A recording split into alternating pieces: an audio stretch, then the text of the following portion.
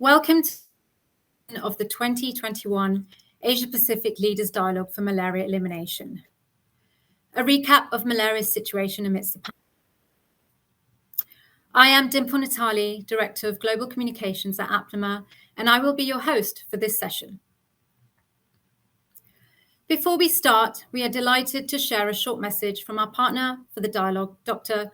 Abdourahmane Diallo, CEO of the RBM Partnership to End Malaria. Dr. Diallo is a medical doctor in international public health from the Johns Hopkins Bloomberg School of Public Health. Previously appointed as Minister and Health Advisor to the President of Guinea, Dr. Office as a CEO of the RBM Partnership to End Malaria in April 2019. Yes, and dear colleagues, thank you for the opportunity to virtually participate in your leadership dialogue. As you know, globally, we've made tremendous progress against malaria in the last 20 years, saving approximately 10 million lives due to the efforts by malaria-affected countries and their partners. The Asia-Pacific region has been a leader in scaling up domestic resources, evidence-based interventions, and demonstrating sustained political will to fight malaria. This year, one of the brightest stories in the fight against malaria was the People's Republic of China in certification of malaria elimination.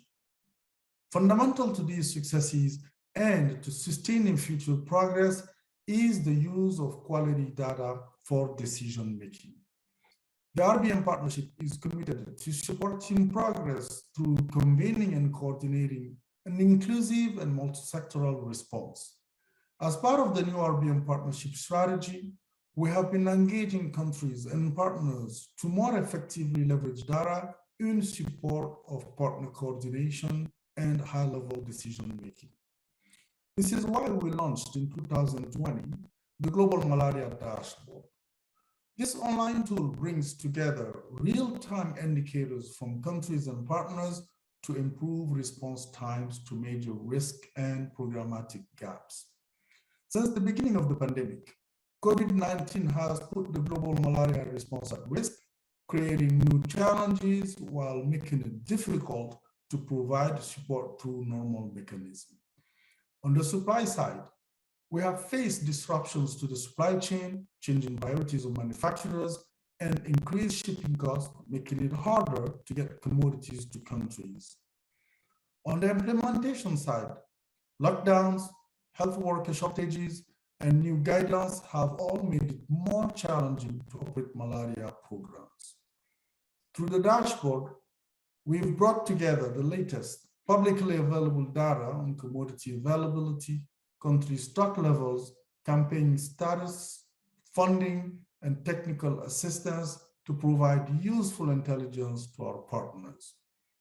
This has fostered quicker sharing of information and the ability to effectively respond to risk before they are realized.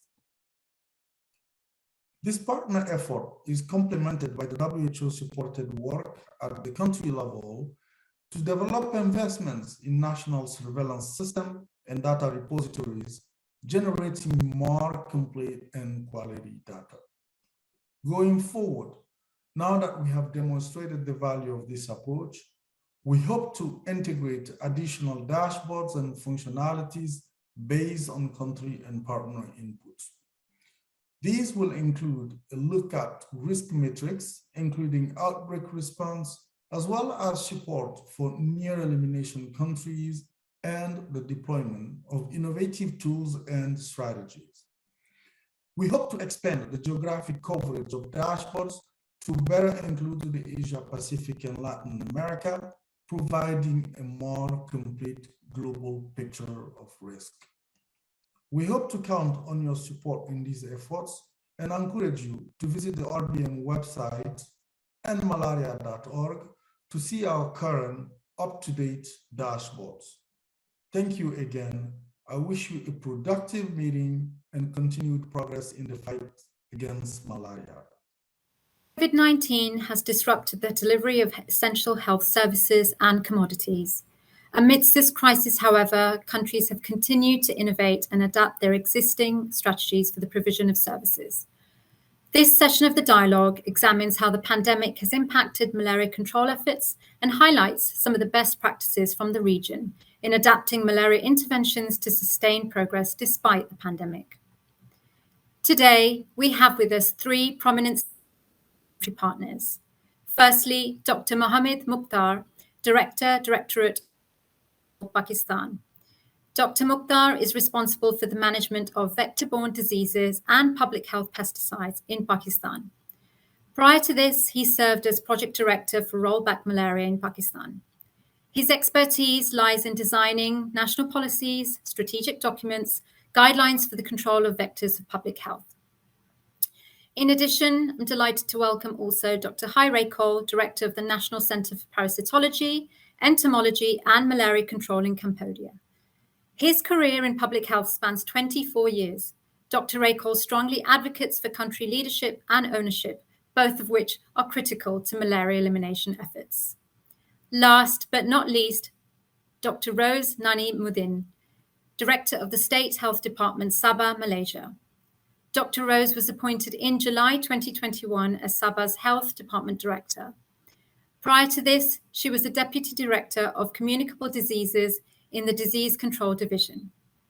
Dr. Rose is also Chair of the APMEN Vector Control Working Group.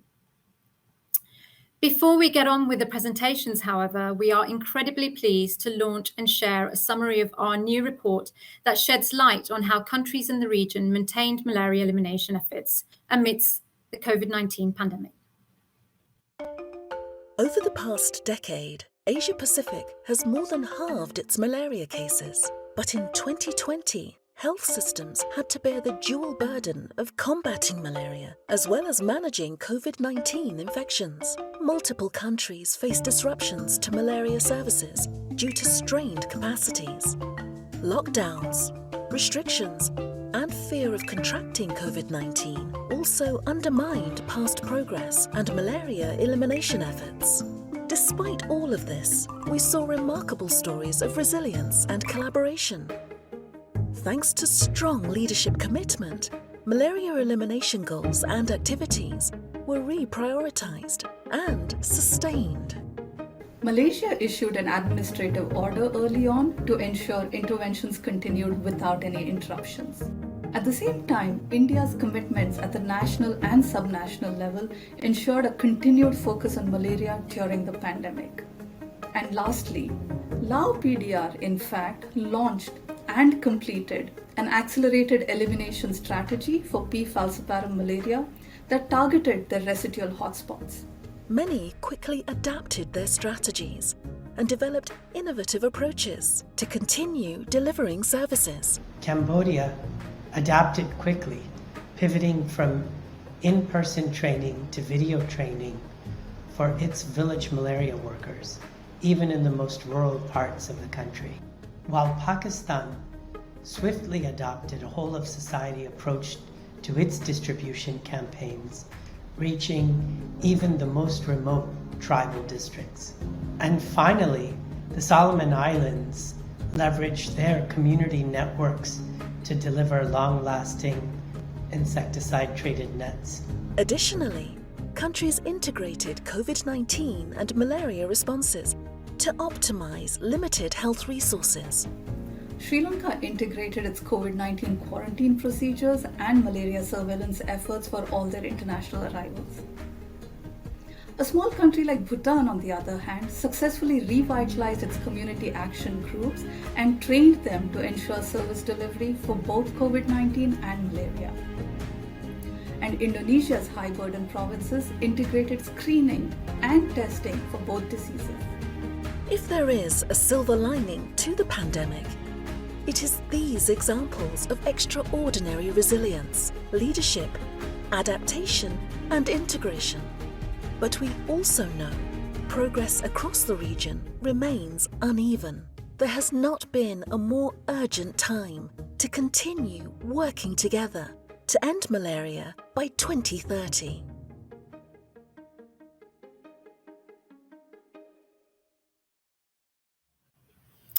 I now invite Dr. Mukhtar to share with us how Pakistan continued its fight against malaria to reach over 500,000 households in extremely challenging parts of the country. Over to you, Dr. Mukhtar. So, thank you very much. Distinguished ladies and gentlemen, very good morning from Pakistan. This is Mohammad Mukhtar, Director, National Malaria Control Program, Ministry of National Health Services, Government of Pakistan. First of all, I am extremely thankful to APMEN for giving this opportunity to share our very successful experience of LLN distribution in highly security compromised area along with Afghanistan border. Also, my presentation advancing fight against malaria during COVID-19, how Pakistan maintained its fight during the malaria during the COVID-19 pandemic. Strong partnership building among all stakeholders is the central secret behind this exemplary success in the country during COVID-19. Next slide. This slide elaborates the overall malaria and COVID-19 situation in Pakistan. During 2019, our malaria information system reported 413,000 confirmed malaria cases among all public health facilities across the country. While during 2009-20, this was 370,000. Most probably this decline was due to decline in malaria testing because all the OPDs and other health facilities were closed due to lockdown and other reasons. Out of total 220 million population, 29% live in highly endemic area, mainly in Afghanistan, mainly in Balochistan and FATA. The FATA is the area where the campaign was conducted, while 71% population live in moderately endemic areas, mainly Punjab, Azad Jammu and Kashmir, ICT, and Gilgit-Baltistan. And these are the areas where Pakistan is struggling for malaria elimination. The overall API of the country, our malaria incidence of the country is 1.7 during 2020. For COVID situation, for COVID, till October 2021, 1.27 million cases of COVID were reported from the country, have been reported from the country, of which there were 28,400 deaths have been reported. Till now, we have reported four waves of spikes of the varying length have been reported from Pakistan. As far as vaccination is confirmed, 22.5% population is fully vaccinated. This figure is from the overall country. If I speak about the individual some cities, mega cities like Islamabad, more than 90% population is fully vaccinated. And other mega cities like Lahore, Karachi, Peshawar, Muzaffarabad, and some other cities where the vaccination rate is more than 60%. This shows that the overall vaccination situation in the country is satisfactory. Next slide. This slide elaborates the impact of COVID-19 on malaria service delivery and our adoptive strategies of the country to mitigate these impacts. As far as the impact is concerned, there are notable disruption of the diagnosis and treatment services in the country. All the face-to-face training and capacity building programs were interrupted. Supervisory and monitoring visits were stopped due to COVID. Meeting with all partners were also stopped. Delay in LLN campaign was major impact of the COVID on our service delivery. All the operational research and activities like malaria, insecticide resistance monitoring and vector control need assessment survey and drug efficacy study, which was planned during 2020, was interrupted. Patients were reluctant to take the treatment from the malaria from the health facility due to multiple reasons, mainly due to lockdown and other reasons. For adopters, what are the adopter strategies to mitigate these service delivery? First of all, we introduce a smart lockdown strategy. This means that if there is a COVID case, few streets around that positive household there was lockdown around that household. Second, the in-person trainings. For this in-person trainings, the number of training sessions were increased with the decreased number of the participants. This was just because to reduce the chances of the person-to-person contact, so that there will be no chance of the chances of the transmission of COVID from one person to other person.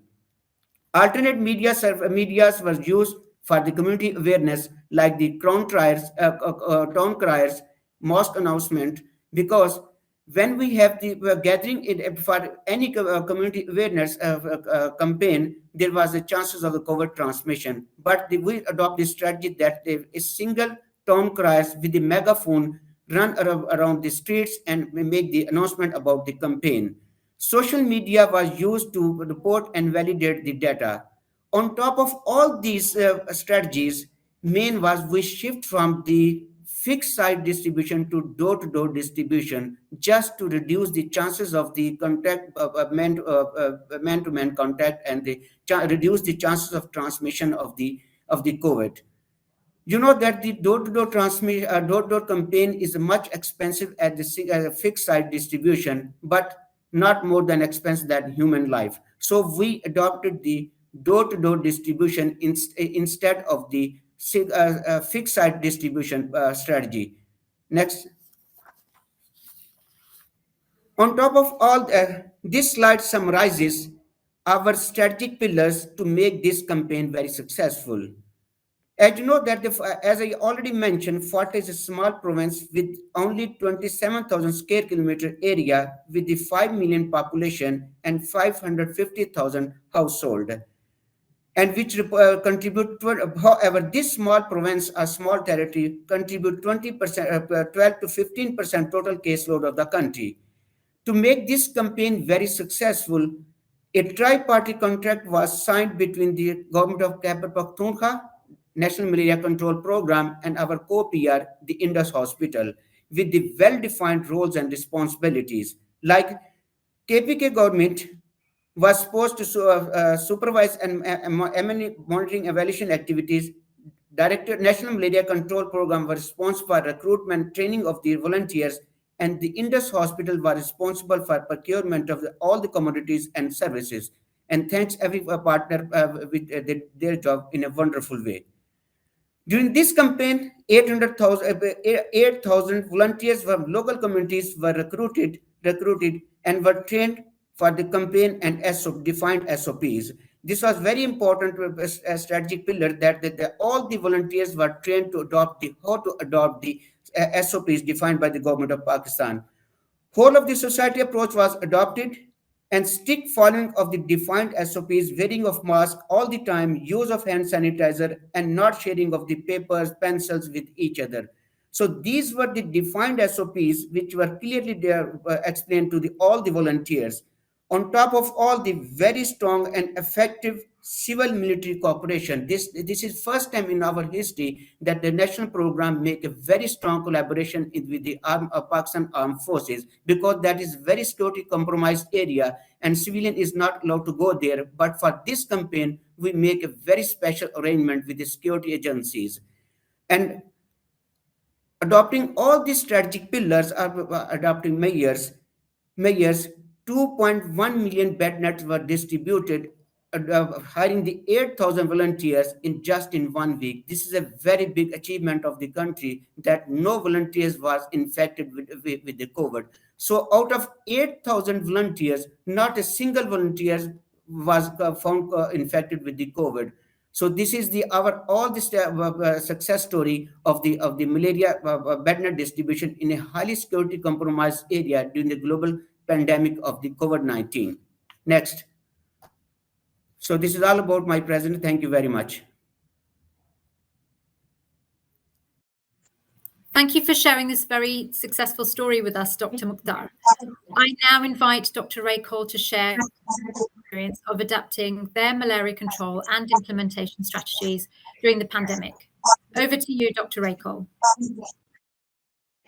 Thank APLMA-APMEN and Ministry of Health of Bhutan for inviting Cambodia to share information on the recap of malaria situation amidst the COVID-19 pandemic. So good morning from Cambodia. Before I'm going to the slide, please allow me to pay respect, Chair His Excellency Mr. of Her of Royal Government of Bhutan, APLMA-APMEN, ladies and gentlemen. As you may know, Cambodia is one of the tropical countries in bordering with Thailand, Laos, PTR, and Vietnam. Cambodia is a kingdom country, population around 16 million, and administrative division in 24 provinces and one city called Phnom Penh City. People at risk to malaria around 9 million of 21 provinces. Next slide, please. So far, malaria is one of the public health concerning in Cambodia. Luckily, in 2010, Prime Minister Somdech Hun Sen initiated goal to eliminate malaria in 2025.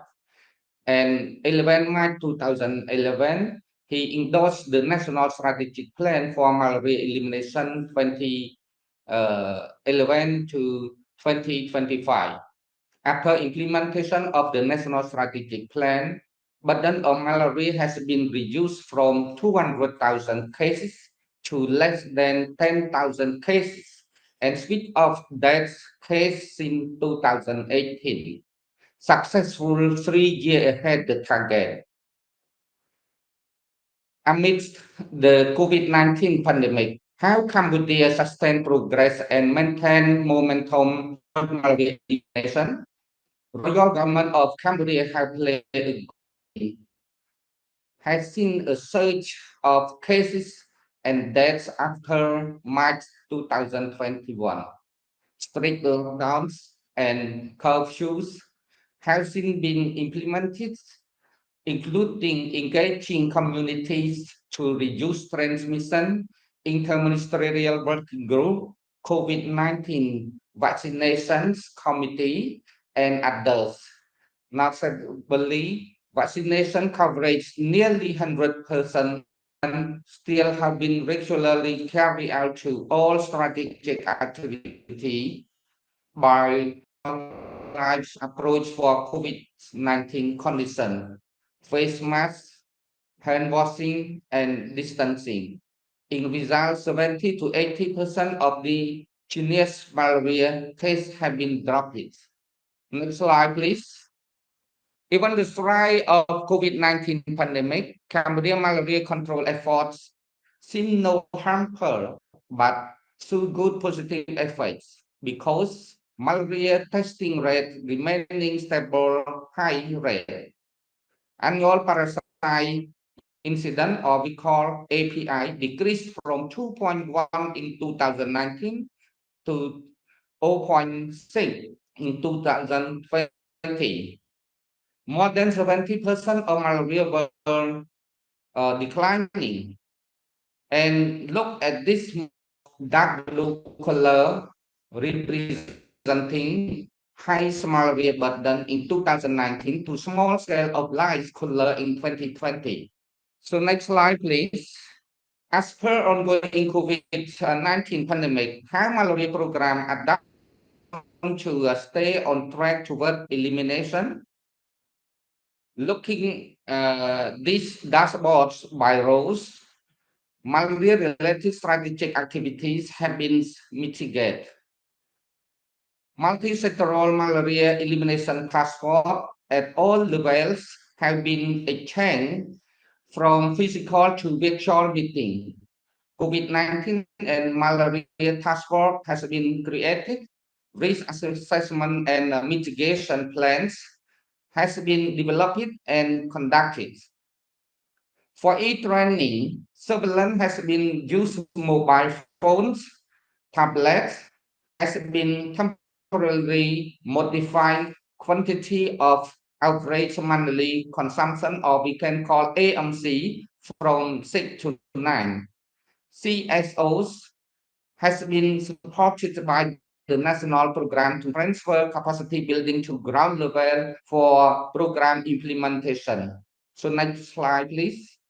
Phase 2 from 2020 until now for case-based intervention or focalized approach is an aggressive intervention approach that currently called last mile or malaria elimination approach, They are having three main key activities: target drug administrative or TDA, intermittent preventive treatment for forest goer, and active fever screening.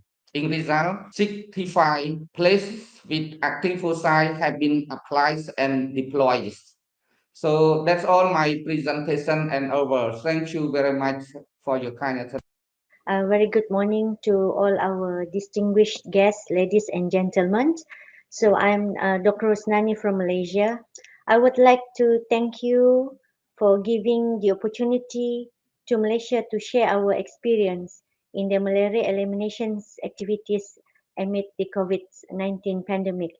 Thank you to APLMA and APMEN for giving us the opportunity to share this experience.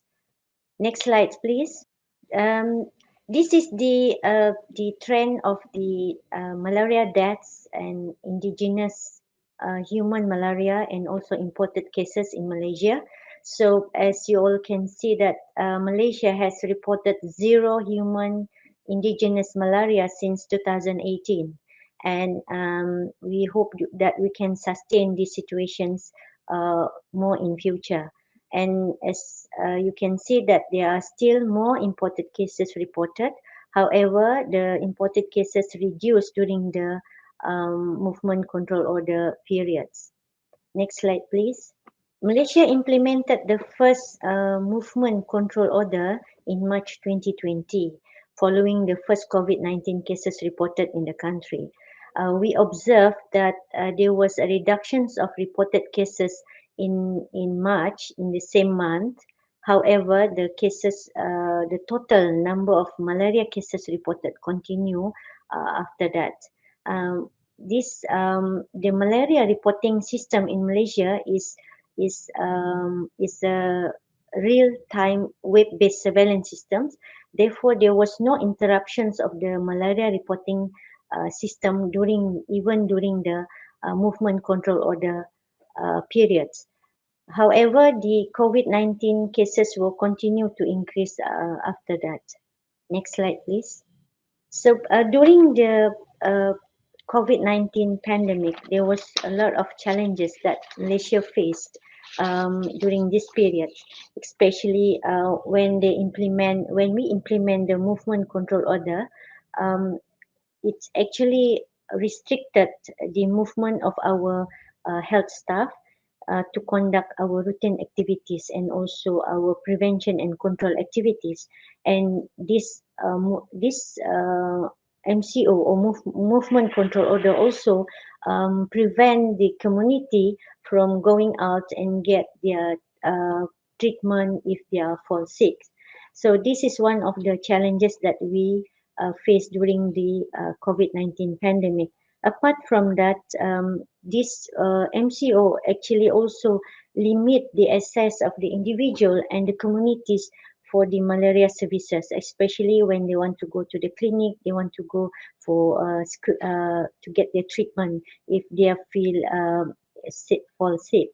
So apart from that, the movement control order actually also influence and affect the delivery of our activity, especially delivery of our control measure, for example, delivery of the LLRN and delivery of the residual spray, indoor residual spray for the control measure. And during this COVID-19 pandemic, it's also give a psychological impact to our malaria workers and also the community. So most of our health workers were afraid to go out and do their activities because they were afraid that they are being infected with the COVID-19. So we need to give a lot of encouragement to them and give them more awareness and how does the transmissions of COVID-19 occur and how do they have to prevent and protect themselves. So by giving them this awareness, it gives them confidence to go outside and to do their activities to their community. Apart from that, we also need to educate the community that they need to get their, for example, their treatment if they fall sick, and they need to also apply the standard operation procedures of preventing being infected by COVID-19. For example, they have to wear face masks if they go outside from their house. They have to apply social physical distancing if they are in the clinics, and they are also encouraged not to have a physical contact with other people, especially especially if they are in the clinics. So apart from that, the challenges that we get for this malaria elimination program is we are competing the health priorities with especially our resources, budget and logistic with other, especially with COVID-19 activities. So we need to really fight for our resources and budget and logistic for malaria elimination program.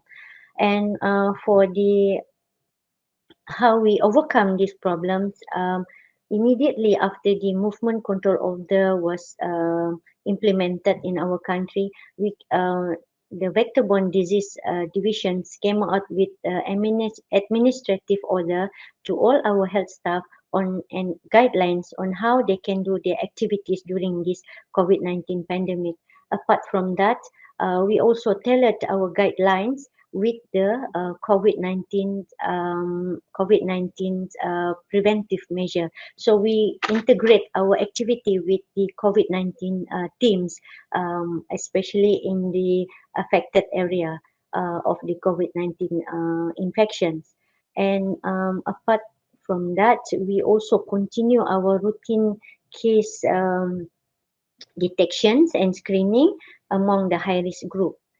And we need during the pandemic situation, we need to change our strategy of delivering the control activities. So, for example, instead of doing indoor residual spray, which we cannot go inside the their house, so we need to give our control measure by delivering the LLRN, the nets. So we distribute the nets from door to door because we cannot have community. Many communities go to the one place, for example, in a hall and get their nets. So we need to deliver the nets from door to door, and we also ensure that we have enough supplies for our malaria treatment. And also our, for example, our nets, that we have enough supply during the COVID-19 pandemic. And we continue our social media campaigns to ensure malaria awareness is maintained among the community. However, social media campaigns might be limited in the rural area where they have difficulty in getting the internet access. Next slide, please. So during the MCO or during the COVID-19 pandemic, our routine activities, for example, routine case detection is still maintained. We in the COVID-19 management in our country, we divided the area into 3 zones. For example, green zone, yellow zone, and red zone. Green zone means there's no COVID-19 cases reported in the area. A yellow zone where the cases is reported between 1 to 40, and the red zone when the cases are so high, for example, more than 40 40 cases in the area. So you can see that for example, the passive case detection and active case detection in the active foci is continued in the all 3 zones, green, yellow, and red zones. However, the active case detection in the residual and non-active foci are differed, and the active case detection in the cleared foci is also differed during the pandemic situation. And the COVID case management is continued in all the 3 zones. The treatment and the case follow-up is also continued in all the 3 zones for malaria elimination program. And for the management of outbreak is also continued in all the 3 zones, green, yellow, and red zones. However, some of the activity, for example, entomological investigations, we do conduct this entomological investigation, especially in the outbreak area and also where the cases occurred. But the bioassay activity is deferred in and is only being carried out in the green zones. And this also goes for the vector control activity, where we give our priority in the outbreak areas where the cases occurred. However, some of the vector control activity were minimized at the red, yellow and red zone, but we continue in the green zone. Next slide, please. And we have to tailor our activities based on the situations, where we have our Malaria World Day, Malaria World Observations Day in 2021. By using we managed to light all the Putrajaya town with blue lights. This is the symbols of celebrating Malaria World Day in Putrajaya. And we have a small celebrations, mainly with limited people attending the celebrations, and we have to comply with the standard operation procedure for COVID-19 prevention, where we have to wear masks and apply with the physical distancing. Next slide, please. And here are some of the campaigns that we conducted at the national level and at the state level, where we use more mass media, radio, televisions.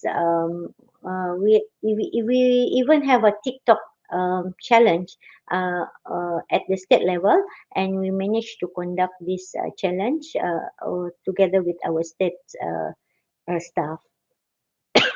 Next slide, please. I think that's all for my presentation. Thank you very much for your attention. Thank you, Dr. Rose. That brings us to the end of session 2.